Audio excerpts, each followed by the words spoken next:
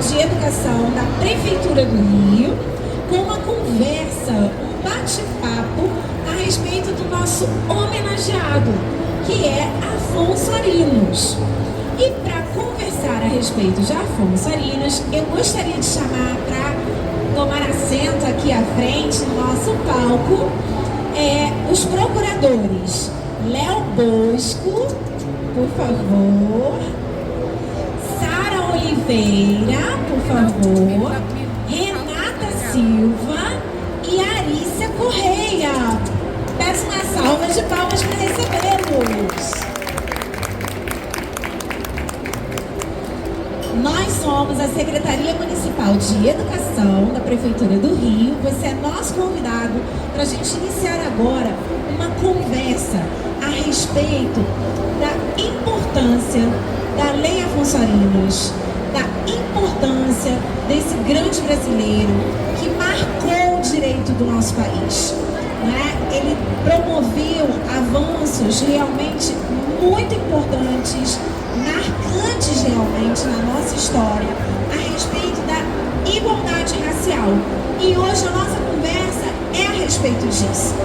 E eu gostaria de iniciar dando a palavra à procuradora Arícia, a palavra é toda sua. Obrigada. Boa tarde a todos. Como constava da programação, a nossa intenção, falando sobre as dedicatórias que contam histórias, era unir a exposição que mostra grandes autores se dirigindo a Afonso Arinos, que a gente considerava na época o bibliófilo rei, sobre o qual depois o Dr. Léo Bosco falará melhor, para contar um pouco da história, porque ele é importante até hoje, nos dias atuais. Mas antes de tudo, eu gostaria de, em nome da Procuradoria-Geral do município, agradecer muito à Secretaria Municipal de Educação por conceder esse espaço de reflexão, porque Afonso Arinos pode já parecer um nome esquecido, mas a sua obra não pode ser esquecida, porque ele é o autor da primeira lei antirracista no Brasil. Então, o que hoje nós temos de avanço em termos de discurso contra o racismo, a gente deve originalmente ao jurista, ao constitucionalista, ao personagem, a grande persona que fora Afonso Arinos de Melo Franco. Nós, para destacarmos esta importância, trouxemos também, já que estamos na Bienal do Livro, grandes autores que eram próximos a Afonso Arinos, porque como era um grande pensador, não ficava só no jurídico. Ele era um homem também das artes, era um erudito, um homem da literatura. Trouxemos então um que pudesse conversar com a lei Afonso Arinos, que é Gilberto Freire. Então vocês têm na exposição também Gilberto Freire com a obra Casa Grande e Senzala, que tenta explicar as origens da sociedade colonial brasileira. E por que até hoje a gente precisa de um discurso decolonial? Porque muitas vezes aquilo que ele, na época, até denuncia como uma certa... Denuncia não, enfatiza, até fomenta como uma certa teoria de democracia racial, no fundo veio depois a ser um tanto quanto criticado. Mas Gilberto Freire tem a sua época, a sua data, e a nossa tarefa aqui, a Sara vai ter essa tarefa, vai ser de contextualizar e trazer o discurso da teoria da democracia racial para uma democracia efetiva, para um Estado de Direito mais humano e mais igualitário. Junto também da exposição, nós temos as nossas revistas cariocas de direito, que não falam também só de direito. Elas também têm colunas literário-jurídicas. E numa destas colunas, o Dr. Léo Bosco Grigio Pedrosa, essas revistas são editadas, está aqui toda a nossa equipe da biblioteca, a equipe da documentação, a equipe do Centro de Estudos da Procuradoria-Geral do município. É porque aqui não tem criança, que eu gosto de dizer para eles que eu também sou diretora de escola, né? Mas é da Escola de Políticas de Estado da Procuradoria-Geral do município. E então a história dele vai sendo contada também no telão, enquanto o doutor Leo Bosco vai contar um pouco os bastidores. O que comoveu esse grande jurista que na época, não sei se já era senador, que depois ainda era deputado, depois ele veio a ter 2 mandatos como senador, veio a participar da Constituinte. A gente vai falar sobre isso tudo, né? A importância que teve esta lei ao proibir que houvesse qualquer discriminação na inscrição de crianças em escola ou no atendimento das pessoas em estabelecimentos comerciais, né? E a Renata vai trazer um depoimento, né? Que me emocionou, bastante emocionante, sobre como às vezes, essa mudança legislativa acaba provocando mudanças no cotidiano das pessoas, das famílias, que deixam de ser, né, atingidas por certas proibições que são inimagináveis, né, uma vez que somos todos seres humanos. Então, é um pouco disso que vai tratar a nossa roda de conversa, e a gente vai começar falando, voltando no tempo, lá em 1951, antes da grande decisão dos Estados Unidos sobre o tema, o Brasil já tinha a Lei Afonso Arinos. Leo, obrigada por ter vindo, por estar aqui e contar pra gente essa história. Sou eu quem deve externar os agradecimentos por estar reunido aqui em companhia tão ilustre, e sobretudo num ambiente que é da Secretaria de Educação Municipal. E essa circunstância ela não é uma mera coincidência, né? As pessoas a quem iremos falar nessa oportunidade foram pessoas muito vinculadas e comprometidas com o processo educacional. O professor Afonso Arinos, assim que ele era considerado por todos, né? Ele sempre teve uma dedicação muito grande ao processo educacional, foi professor de várias gerações de advogados aqui no Rio de Janeiro, na Universidade Federal. Também interessante falar também que dentro das suas amizades também, das suas relações muito profícuas e estimulantes, estava, como foi mencionado há pouco, Gilberto Freire, né? E um dado muito importante é que Gilberto Freire e Afonso Arinos, por ocasião da legislatura que aprovou a lei antirracista no Brasil em 1951, eram ambos deputados federais e tinham já essa circunstância de um comprometimento com as questões de combate à discriminação racial. E também um anteprojeto, depois eles vão estar juntos, né? Exatamente. E Afonso Arinos, antes disso, já havia escrito também um importante clássico livro, que era O Índio Brasileiro e a Revolução Francesa, na década de 30, né? Onde ele mostrava a preocupação da importância da contribuição do indígena brasileiro, né? E essas pessoas para a Revolução Francesa, na medida em que a construção do tipo da bondade no estado de natureza de Rousseau e Montaigne também tinha por inspiração indígenas brasileiros também. Então essas conexões às vezes improváveis, né?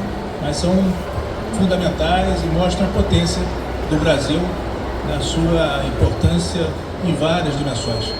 Dimensões que a gente celebra agora nessa oportunidade, dimensão esportiva brasileira, né, com vitórias recentes, os nossos times em confronto, quase que um campeonato decolonial, né?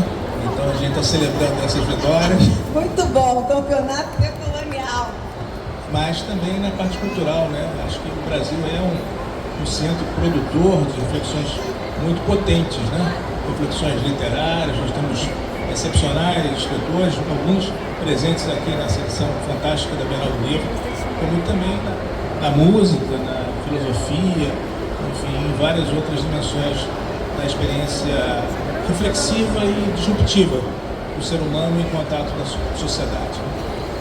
Mas eu, voltando ao tema que nos traz aqui a essa conversa com vocês, realmente me parece muito importante que nós dediquemos um espaço para revisionar, fazer uma revisão, um reencontro, eu diria, talvez seja a expressão mais adequada, com esses grandes pensadores, que foram homens que tiveram, a meu juízo, uma importante postura diante da vida, uma coragem de se lançar para o campo político também. Essa é uma dimensão que para nós pode parecer um pouco hostil em alguns momentos, um contexto que é estranho a nós, dada uma perspectiva talvez hoje da profissionalização da esfera política, mas é importante que todos tenhamos a compreensão de que a política é feita em todos os locais, em todos os momentos, em todas as circunstâncias.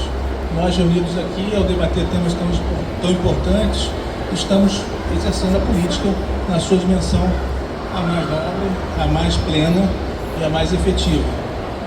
Um professor em sala de aula, com cuidado extremo com seus alunos, orientando, transmitindo valores, ele está exercendo uma função que, a meu juízo, é essencial, basilar.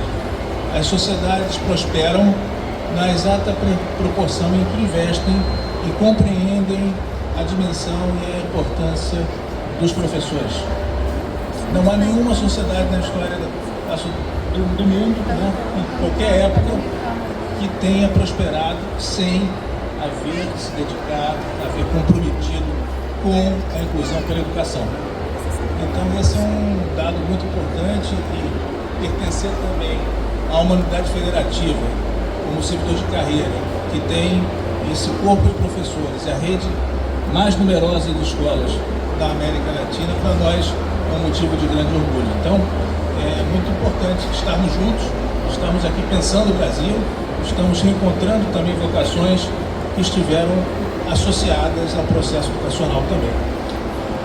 Quanto à participação de Gilberto Freire e Afonso Arinos, veja só o luxo que o Brasil já teve na década de 50 de contar com esses grandes pensadores como representantes populares também, como deputados federais. O Afonso Arinos eleito ainda por Minas Gerais e Gilberto Freire por Pernambuco.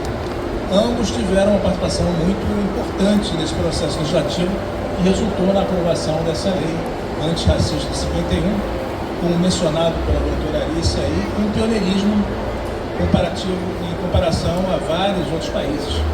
Como também é importante destacar que também o Brasil foi pioneiro na questão da defesa da integridade do território dos povos originários.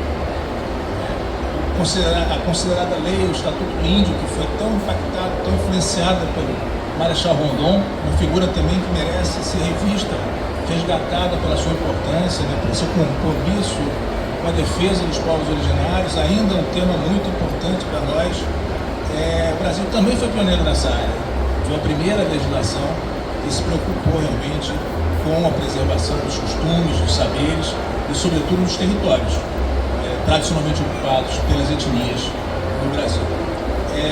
Essa inspiração que você falou dos contratualistas, do Rousseau, isso não aparece nos manuais, nos compêndios.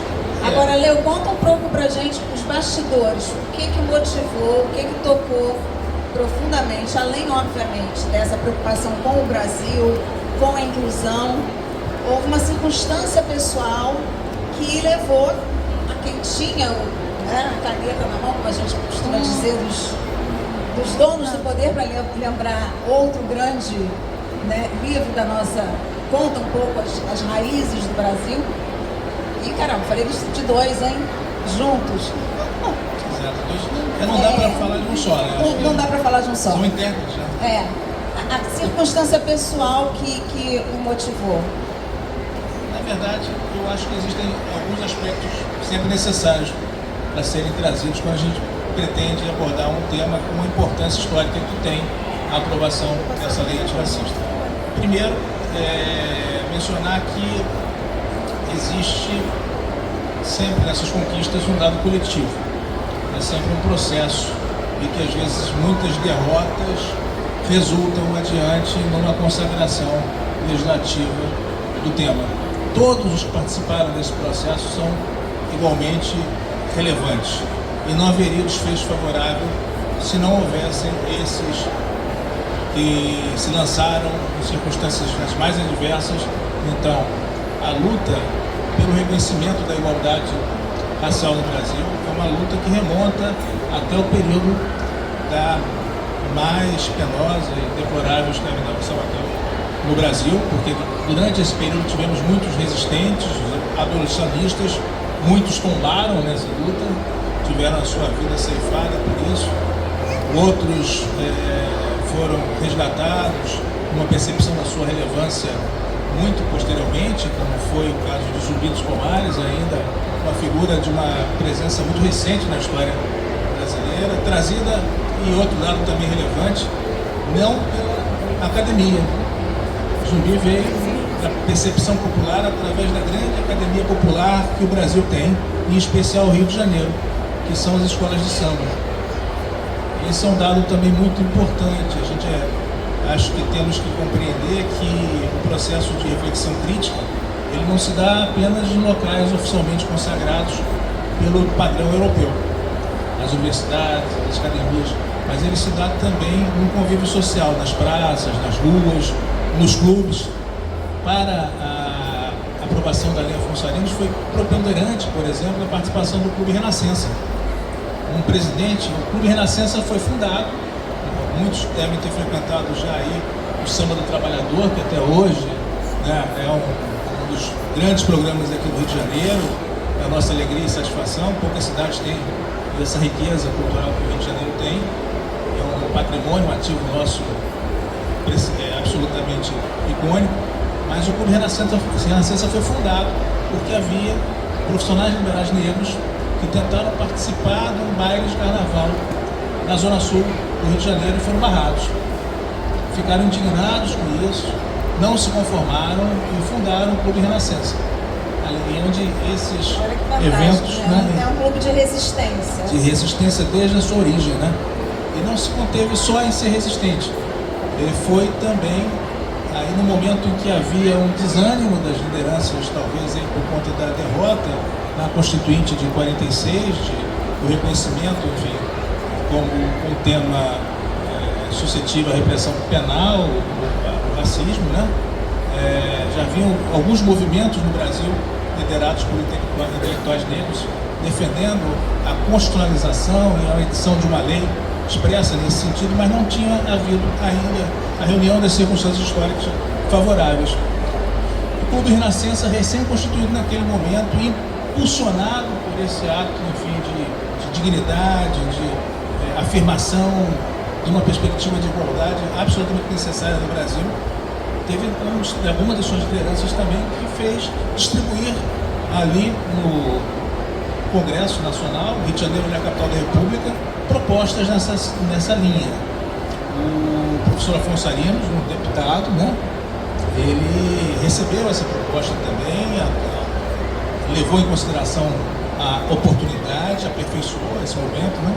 Eu queria até contar para vocês também um pouco do trabalho que foi feito pelas nossas bibliotecárias, pelos nossos estagiários, porque uma outra circunstância que o leu, além dessa história do Clube Renascença, foi o fato dele ter um motorista que era negro, casado com uma russa, né? E certa vez ele com a família, com os filhos, ele foi barrado. E isso marcou profundamente, esse evento marcou profundamente Afonso Arinos. Essa indignidade para com aquele que estava com ele ali, diariamente convivendo com ele. Então, se vocês prestarem atenção, existe um QR Code para cada uma das obras que são dedicadas ao Afonso Arinos. Era isso que me permitiu quebrar o protocolo e interrompê-lo, porque senão vocês podem perder essa grandiosidade que são os estagiários explicando um pouco das obras.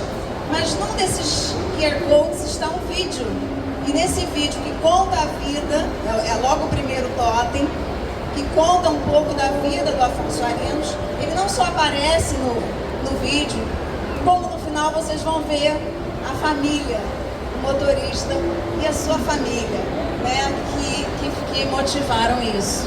E antes de você continuar, a Renata queria contar um episódio que, graças à Lei Afonso Arinos, todo mês ela tinha um encontro marcado no centro da cidade. Conta pra gente. Quando eu era pequena, a minha avó sempre, toda vez que ela recebia, ela levava a gente ao centro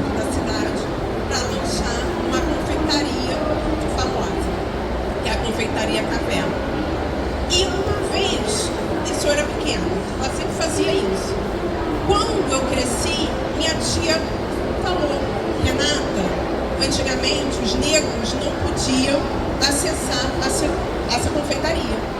Então, por isso que a minha avó sempre fez questão de nos levar lá, depois da lei dos alfonsarinos. A gente, quando fala em democracia racial, né, a gente entende que hoje, mesmo sendo um tema antigo, que a abolição da escravatura é de 1988 e a lei Afonso Arinos é de 1951, esse tema ainda é presente, esse tema ainda é importante. Por isso que nós estamos aqui debatendo. Minha avó sempre falou para mim também que era importante estudar. Renata, quando você crescer, você vai precisar do seu estudo. Eu falo isso para minha filha todos os dias. Sofia, minha filha está ali. Pode perguntar para ela. Todos os dias eu falo para ela, Sofia, Aí, Sofia, aproveite o seu estudo. A sua mãe e seu pai, que me ajudam na educação dela, todo dia senta com ela, faz dever. E a importância do crescimento dela como uma negra. Ela hoje pode falar para os amigos dela que ela é uma negra, que os espaços, a gente convive em todos os espaços, né? Porque hoje nós pertencemos à sociedade. Antes o negro não pertencia à sociedade. E é importante a gente estar sempre debatendo e conversando sobre o tema, que é um tema atual. nós temos um vídeo fantástico, parabéns. Muito bom, muito bom. A criação que você está dando para sua filha. A gente tem um vídeo também de um procurador nosso, né, falando de uma cidade eminentemente negra, ele como procurador negro, o orgulho que ele sente de bem, então, estar representando a nossa cidade, o nosso querido Marco Antônio Ferreira Macia.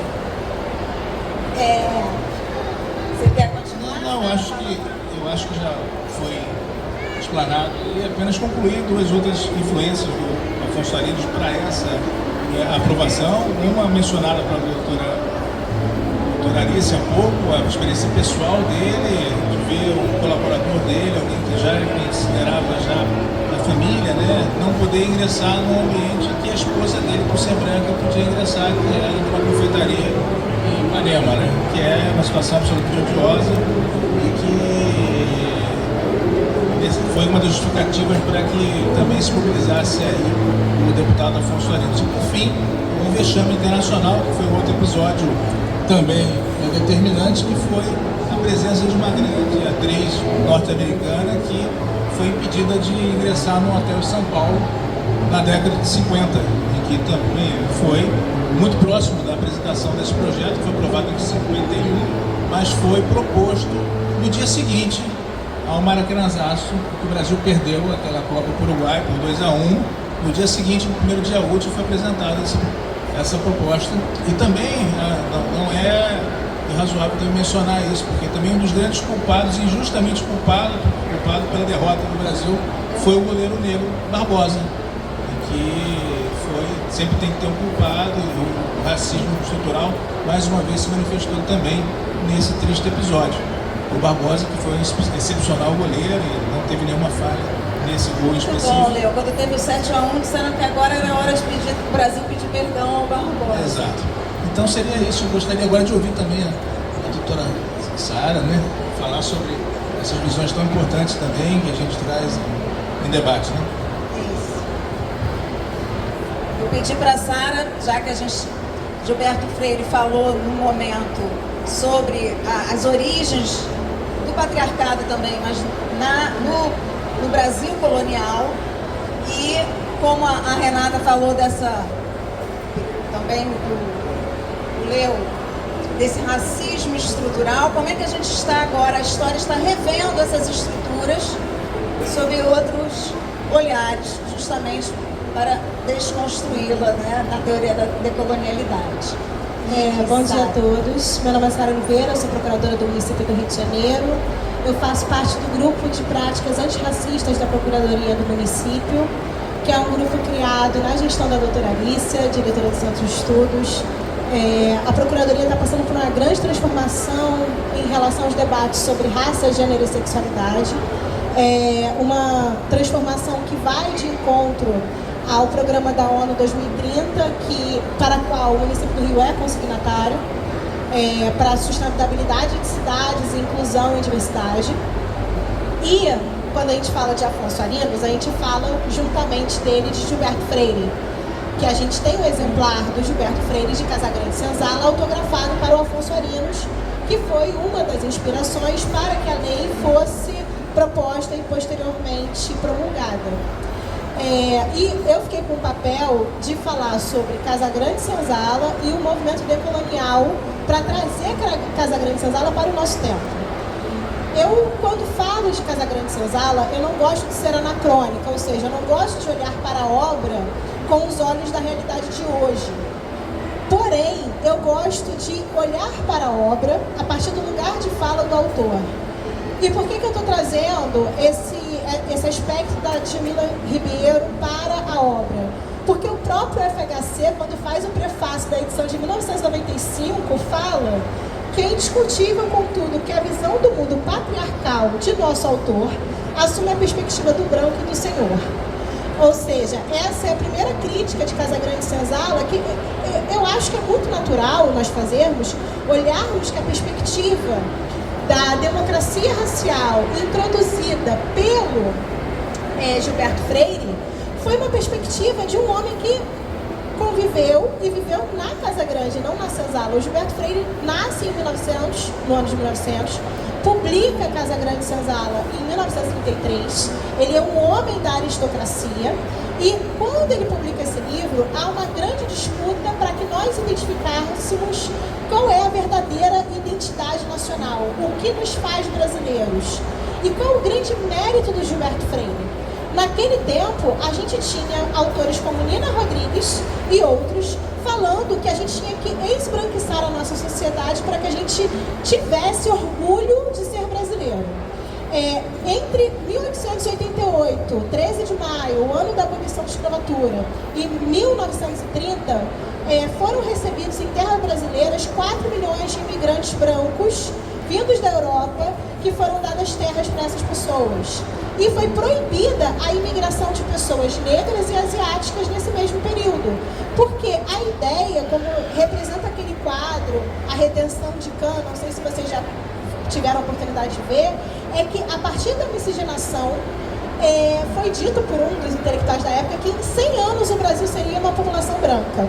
Graças a Deus ele estava errado, porque na própria obra de Gilberto Freire, que denuncia abusos e atrocidades da época da escravidão, uma, inclusive, que eu não tinha noção até ler Casagrande Senzala, que normalmente no Nordeste brasileiro, senhores de engenho emparedavam vivos 2 negros dentro da casa grande para que a casa fosse forte.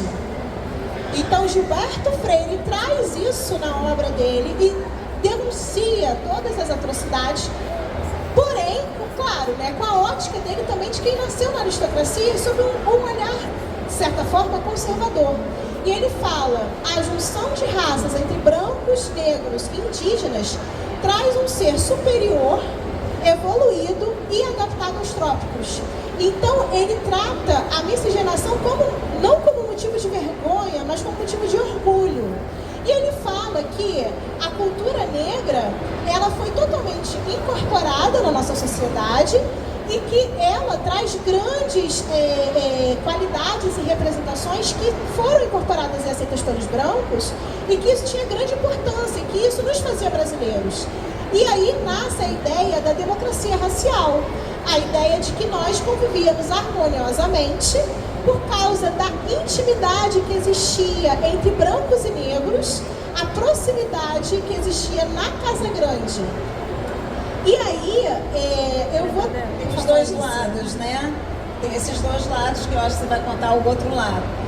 A intenção dele com a teoria da democracia racial era dizer que os senhores e os escravos conviviam no mesmo ambiente e tiveram filhos, mas tem um outro lado, que muitas vezes era um filho considerado bastardo, era um filho que continuava a trabalhar, era diferente do filho que ficava, né, na casa grande. Então, assim, a crítica que se faz é que ele tentou mostrar que é na nossa origem de palavras que nós usamos até hoje em dia, tudo isso, a intenção dele, sob esse ponto de vista, né, ainda que aristocrata, mas querendo aproximar, era de uma democracia racial. Mas depois ele vai ser criticado, porque nem sempre essas relações eram tão horizontais assim, né? Aquela dominação continuava.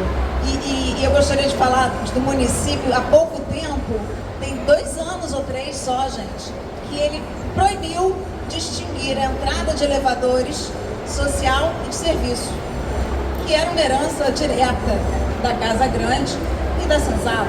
Por que essa diferenciação? Somos todos iguais. Então, pode parecer só o nome, né? Entrada social e entrada de serviço, mas ela estava a embutir uma série de discriminações pelas quais hoje já não passam mais os nossos prestadores de serviços, os entregadores lá do iFood, enfim. E aí, continuando, o que acontece? Existe uma contribuição que eu gosto muito da obra do Gilberto Freire, que parece que o brasileiro de classe média só descobre quando vai para Disney, mas em 1933 o Gilberto Freire já sabia que só era branco quem aqui tivesse acabado de chegar. Que se você tivesse uma família brasileira, você não era mais branco. Todos nós passamos por essa mistura. E quando a gente vai para o exterior, eu, claro, sou uma mulher negra. Mas quando um brasileiro de classe média chega no exterior, ele se percebe como não branco. Ele entende que o europeu e o americano não o vê como branco, porque nós não somos, nós somos miscigenados. E ele fala para termos orgulho disso. E aí eu vou trazer as críticas que foram colocadas na obra do Freire, que é uma obra de 1933, para que nós pudéssemos caminhar para o que nós temos hoje no Brasil e para as discussões que hoje são muito relevantes. Porque se nós continuássemos com a ideia de que somos todos uma democracia racial, nós continuaríamos perpetuando os racismos que acontecem diariamente na nossa sociedade. A gente, hoje em dia, sempre viraliza um vídeo no YouTube, no TikTok, de alguém cometendo um ato de racismo ou de homofobia em algum shopping, em alguma via pública, em algum condomínio. Então, o que acontece? Um dos primeiros a fazer uma crítica à obra do Freire é o Florestan Fernandes, que é o nosso maior sociólogo. E aí ele vai falar sobre, em 1964, ele vai trazer a obra sobre a questão do negro no Brasil na sociedade de classes.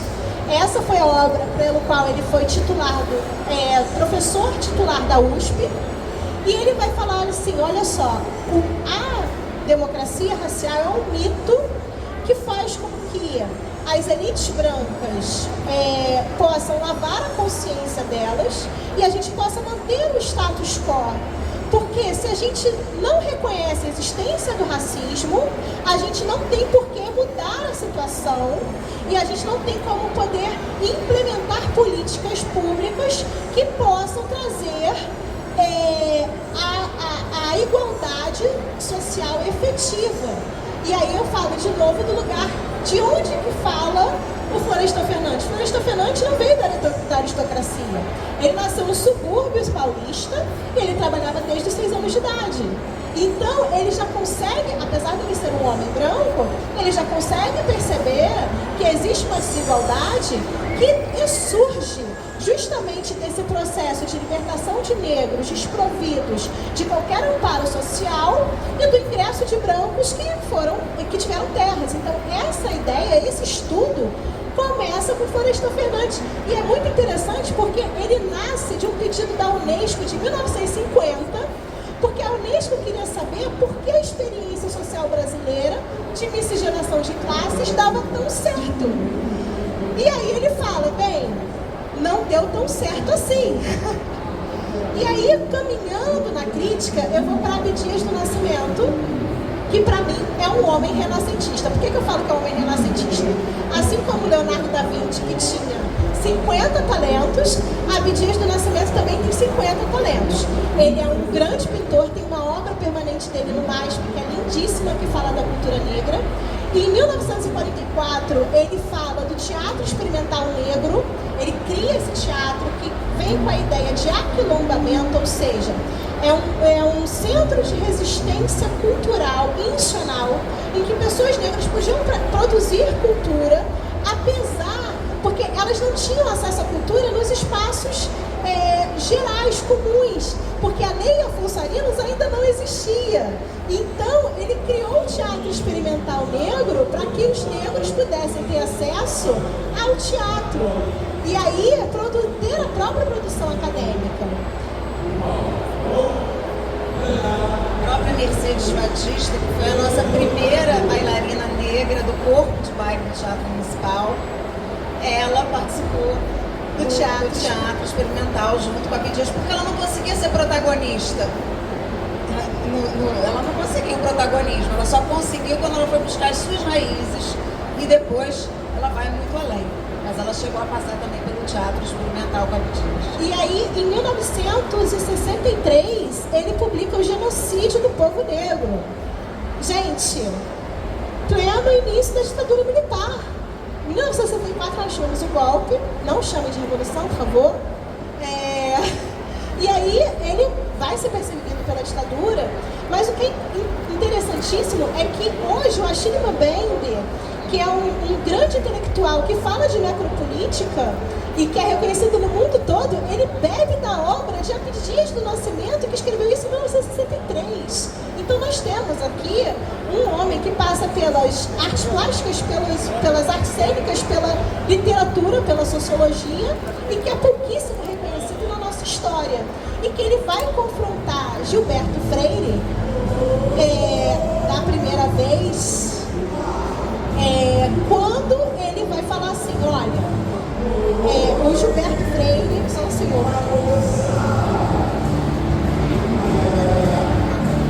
Eu vou ler um trechinho do livro do Gilberto Freire, que fala sobre sexualização, porque não sei se vocês já leram Casa Grande Senzala, parece um grande conto erótico. É um livro muito fluido, muito interessante, a gente lê muito rapidamente, porque a escrita dele, apesar de ter, do ponto de vista etnográfico,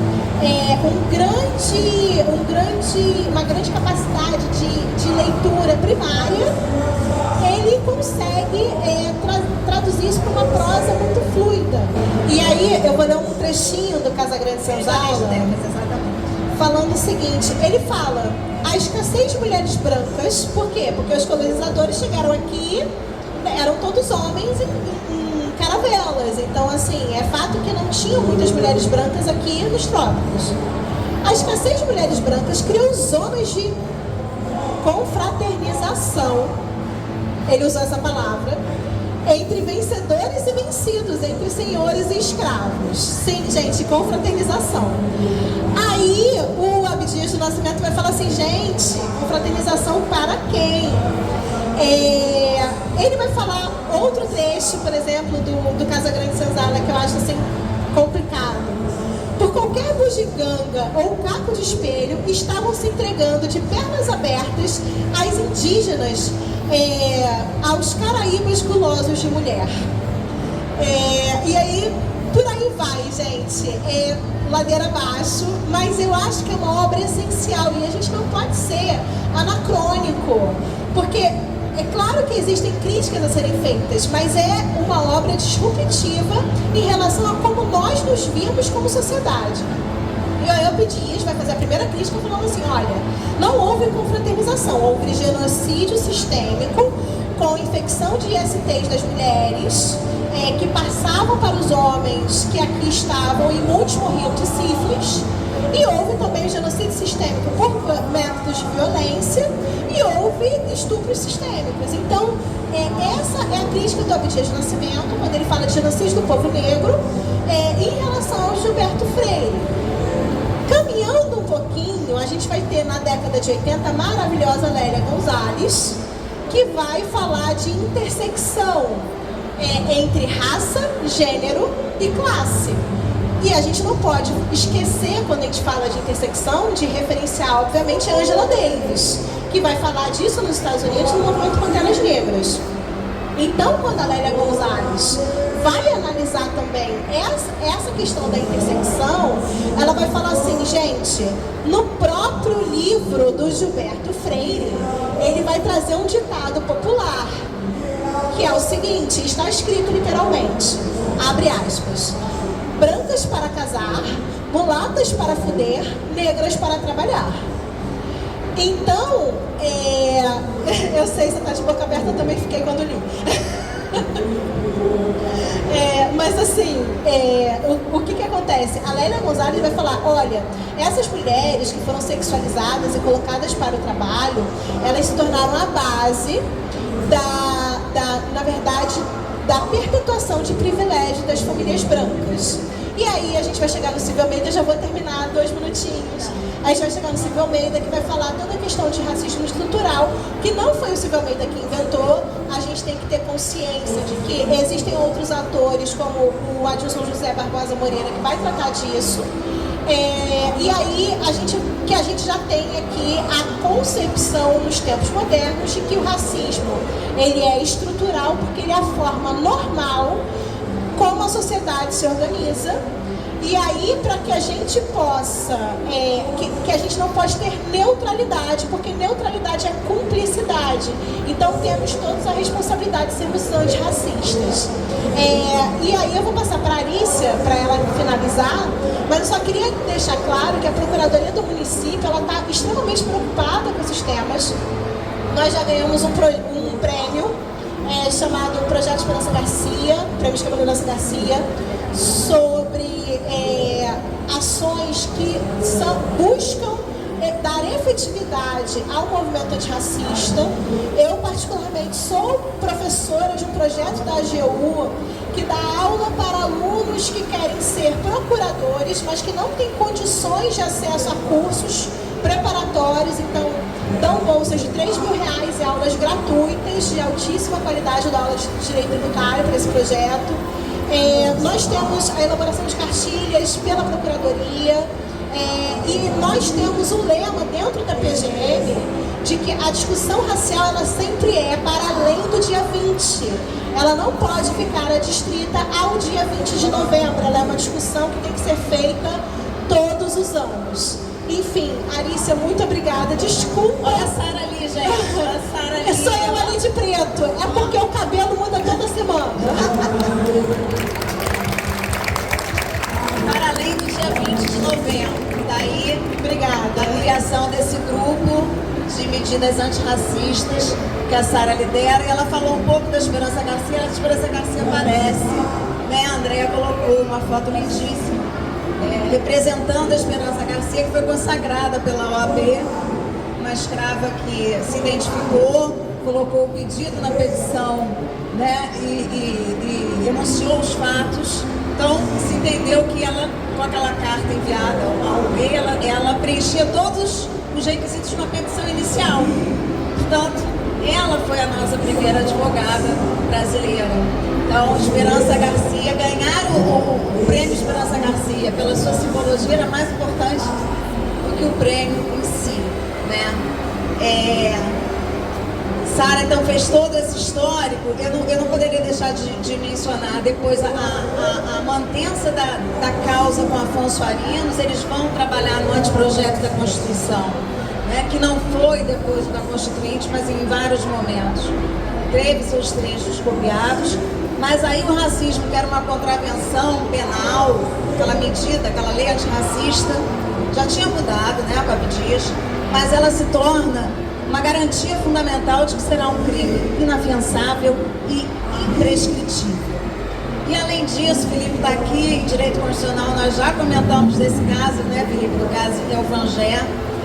Se chegou à conclusão, depois que você identificou todo o DNA do ser humano, chegou à conclusão, isso culturalmente a gente já sabia, né, Sara, nesses movimentos todos, mas se comprovou cientificamente, depois de analisar tudo isso, que a diferença entre uma raça e outra, ela é de 0,0001 Ponto.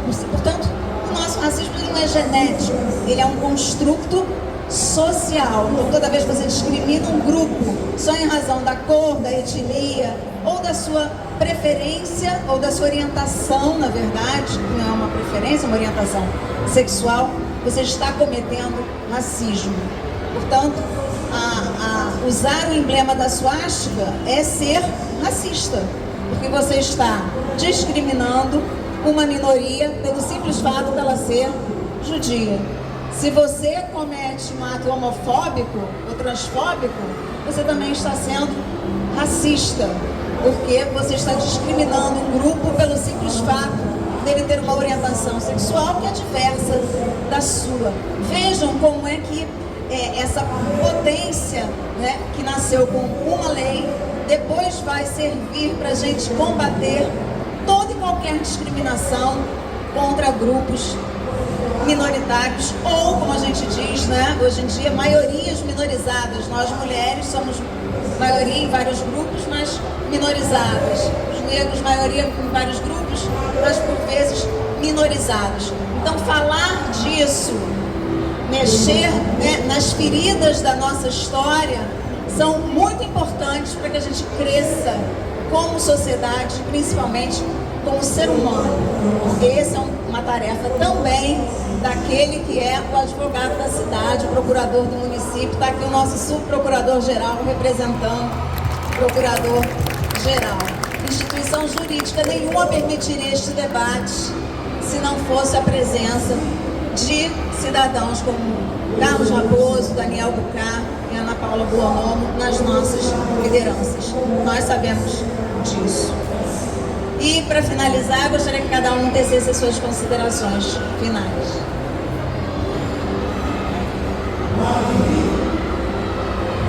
Eu queria falar sobre a importância, né, desse tema e dizer que a luta continua. Que deram a liberdade para o povo negro, mas não deram igualdade. Então a gente precisa sempre lutar por isso, sempre falar. Muito obrigada.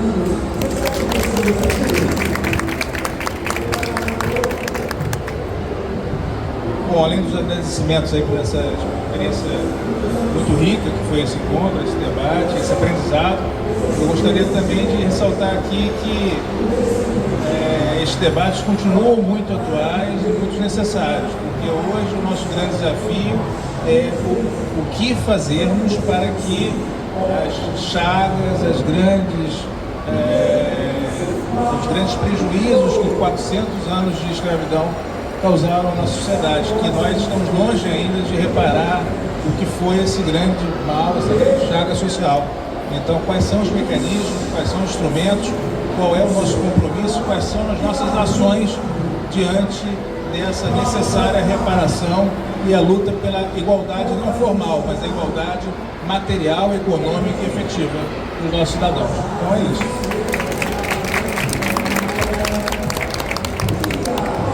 Eu só tenho que agradecer a presença de todos, porque numa tarde de sábado lindo no Rio de Janeiro, vocês estavam aqui dispostos a ouvir um tema tão áspero, tão difícil, e nenhum debate deve ser feito a portas fechadas, tem que ser sempre feito a portas abertas. Isso é o significado da verdadeira democracia. Muito, muito, muito obrigada. Obrigada, Raposo. A gente sabe que hoje a direção superior da PGM está levando a casa para o futuro e a gente tem muita gratidão por isso. Muito obrigada a todos mesmo. Obrigada a você, Sara, que trouxe aí tantos dados, tanto conhecimento a respeito da causa. Para comemorar, porque esse ano a Procuradoria-Geral do Município comemora seus 40 anos de idade, né? Para a gente comemorar, vamos assistir um vídeo institucional, mas depois do vídeo institucional e dos parabéns, eu quero que vocês fiquem aí para a gente agradecer a toda a equipe que preparou cada um dos totens que estão ali com o maior carinho, cada um dos slides que estão aqui expostos, as dramatizações das obras. Convido vocês a usarem e abusarem dos QR Codes para vivenciarem a literatura nacional, a história de afonsoarinos e conseguirem ver em cada dedicatória uma história. Vamos?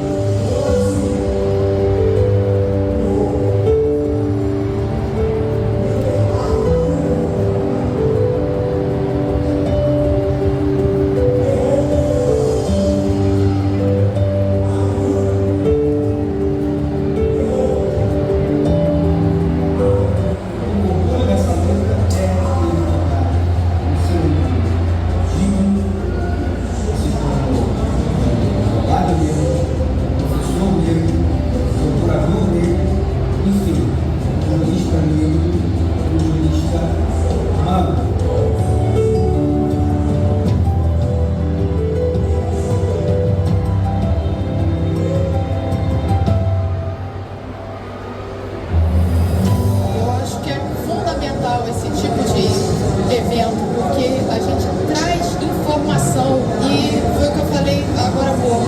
A informação, ela clareia, ela facilita a tomada de decisão. Tema 698, recentemente julgado pelo Supremo Tribunal Federal, e a sua repercussão na área de pessoal.